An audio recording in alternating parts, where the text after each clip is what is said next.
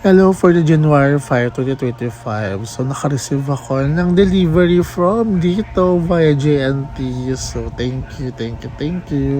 So, ito na, ina-unboxing nga natin siya. So, nagulat na ako. So, na-approve pala ako for the Dito SIM. So, at first, hindi ko na pinakita yung mga iba dito. So, number one, mayroong mga ibang mga phones na hindi gumagana like yung sa Vivo ko. So, hindi siya gumagana.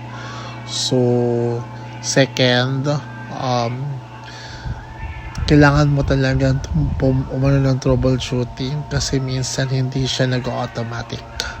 Third, kapag postpaid ka, automatically registered ka na sa SIM registration law. And fourth, may live chat sila and